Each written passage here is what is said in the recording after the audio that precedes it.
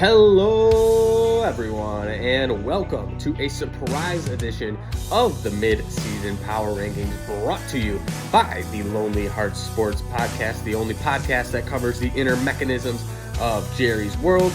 Jerry, no free ads. And as you can see by this beautiful face right here, I'm your Commissioner Nick, and it is week 7 already. It is about halfway through the fantasy football season, and we're going through it, folks. We're going through all the trials and tribulations that always comes to us when we play the wonderful game of fantasy foosball, as our Deputy Commissioner Oliver would say.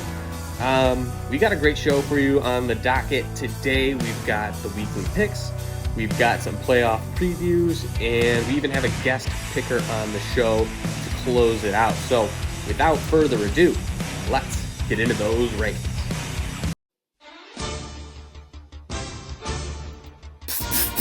Number 12, Quantum Cheeseburger Revival Tour. Jerry finds himself in the basement of the rankings after suffering his 4th straight loss and dropping to 1-5 on the season. Justin Jefferson and Devontae Adams are doing the best they can, but the running back room really misses Bucky Irving right now. Just a 15% chance to make the playoffs, but I'm going to go ahead and put the done chain on this team. Jerry's losing it right now. He's flipping off fans, running this team worse than Kevin Adams is running the Sabres. Number 11, Beans 445. Beans comes in at number 11 following a disastrous start to the season. This team has no running backs, and AJ Brown Pants has played like doo-doo all season long. However, I think this team can improve if they start QB1 on the year Patrick Mahomes at quarterback to stack with Xavier Worthy. Oh, and Mike Evans is coming back soon, so that's a good thing too. Playoffs seem unlikely for Beans, but I think this is a team that can spoil other teams in the second half. Number 10. Kirkham Size, our reigning, defending, undisputed champion, Riley, barely cracks the top 10 as his team is just 2-4. This team has to have the worst QB room in the league, and Saquon Fartley has stunk so far this year compared to his draft cost. And if it's Chase Brown, flush it down, because he stinks too. On the bright side, Tyler Warren has been a nice draft pick, and Rashee Rice is back from suspension. I personally saw Riley wearing one of those free 4 shirts the Chiefs wore a few weeks back. Anyway, not looking good for Riley. Number 9. Poppy's Prize Possession, OCC. Brophy's team had a confusing start to the season, but they picked it up with their second win of the season last week. Flying Thomas Jr. finally had a big game, and this team is going to need him to keep it up as Garrett Wilson looks to be sidelined for a few weeks. Jake Fergie, give me love you long time, has been the tight end 1 on the season, but it'll be interesting to see if that continues with CeeDee Lamb coming back. To me, this looks like a team that is destined to be for the in the hunt graphic all year long. Number 8. Bijan Kenobi. Drew comes in at number 8 with a 3-3 record to start the year. Bijan Mustard Robinson put some sauce on his performance against the Bills, scoring 35 points. And after a bad start to the season, Rad McConkey looks like he's fantasy relevant again now that Chargers wide receiver 1 Quentin Johnson is OUT out. Also, Lamar Jackson is returning to this team soon, even though Drake May has played pretty good in his absence. Could there be a QB controversy? But I think things are looking up for Drew. Number 7. Got that dog in him. Luke defeated the commissioner last week thanks to Drake Werewolves of London torching the Bills defense for 31 points. It's amazing with all the 49ers injuries this year. Christian McCaffrey is the only one who stayed healthy, and he's been a dog. Currently the RB1 on the year. There's not a whole lot else to say about this team, honestly. If McCaffrey keeps up this level of play, Luke's got a real shot. Number 6. Boulevard of Broken Dreams. I walk a lonely road, my lineup's always injury prone. Burrow's limping, there he goes, but it's home to me and I walk alone. My team saw its 4-game winning streak snap at the hands of Luke last week, so now I'm 4-2. I know everyone has injuries, so I can't complain too much, but you never want to see rookies like Omarion Hampton and Emike Egbugbo go down for any amount of time.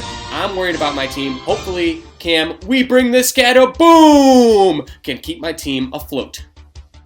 Number 5, Baby Back Gibbs. Wow. Hunter's team cracks the top 5 despite suffering his second loss of the year and falling to 4-2.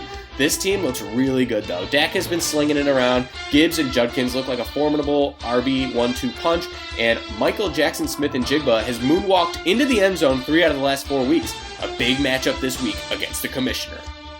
Number 4. Harambe Odunze. Oliver comes in at number 4 after defeating Riley for his 3rd straight win.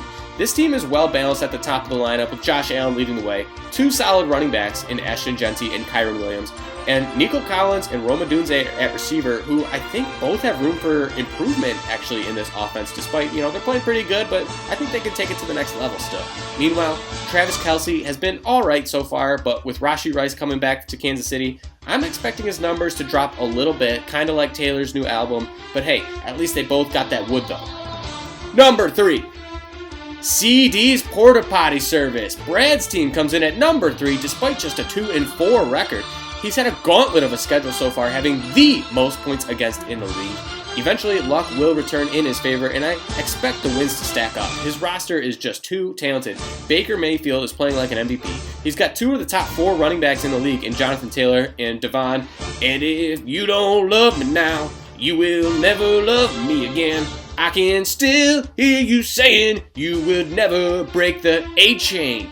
And see, Brad, you gotta love Fleetwood Mac. And CeeDee Lamb should be back soon, so things are looking up. Number 2. The Process. Ryan's coming off a big week. He's now won 5 games in a row. Ryan's running back room is really deep right now with Josh Jacobs leading the way, James Cook, Rachaad White, who's been solid in Bucky Irving's absence, Bill Krosky is emerging, and even Kamani Vidal for the Chargers, he's been solid as well. So if anyone needs a running back, you should check out this team. Ryan, I just opened up a can of worms for you. They also got Amon-Ra St. Brown, and George Kittle is coming back from injury. Not too shabby for the Process. And number 1, When Legends Rise. Frank the Tank comes in at number 1 in the midseason rankings as he's still undefeated at 6-0.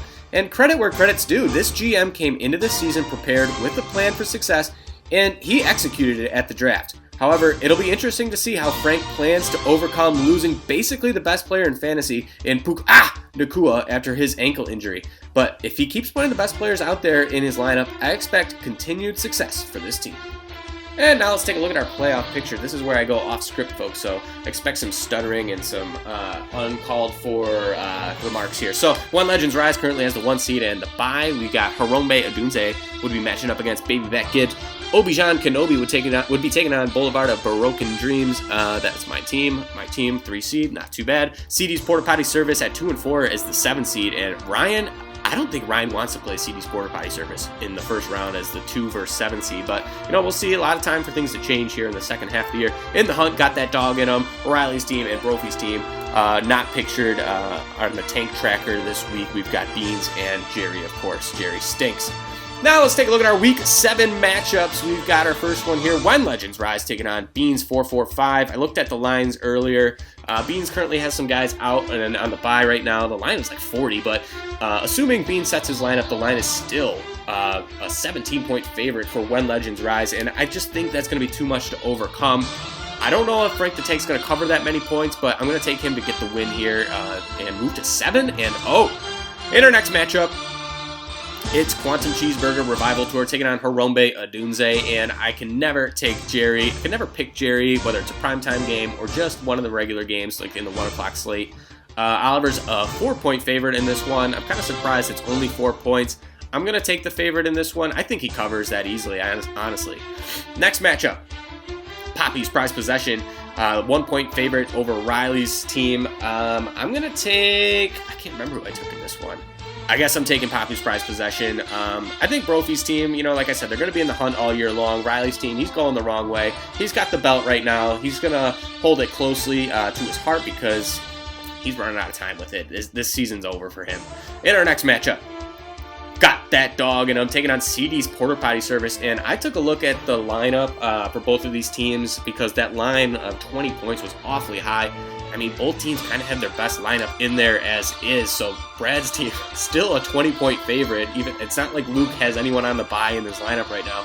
That's a lot of points. I think I would take Luke to cover, but Come on, 20 points. That's a huge spread. Brad's a heavy favorite. I'm taking Brad to go to 3-4 on the year. And in our last matchup here at the bottom, we got the Process taking on Obi-Wan Kenobi. And I don't know what the odds makers see in this matchup. The Process is 5-1.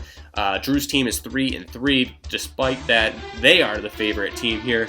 I don't like that. I gotta take the Process here. Who are we kidding? Process is 5-1. Things are going really good for the Ryan right now. I'm taking Ryan. And in the game of the week, we've got Baby Back Gibbs taking on Boulevard of Broken Dreams. Both teams coming at 4-2. A potential playoff matchup down the line, maybe. We'll see. We're right in the middle here in the rankings, so this one could really go either way. To be honest, guys, I cannot make a pick. I feel I would make a biased pick anyway since I'm in the game of the week. So I'm calling on a guest picker this week. Here we go. Guest picker to make our game of the week selection.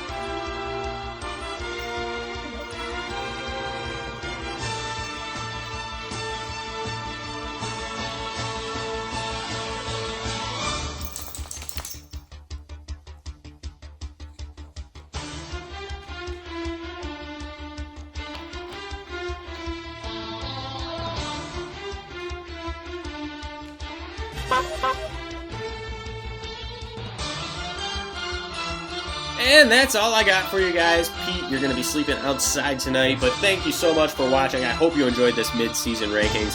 I hope you've missed these. I did not miss making them. It took a lot of work. I appreciate all the kind and nice things you'll say about me for putting this together for you. Let's have a great week. Thank you for watching. Goodbye.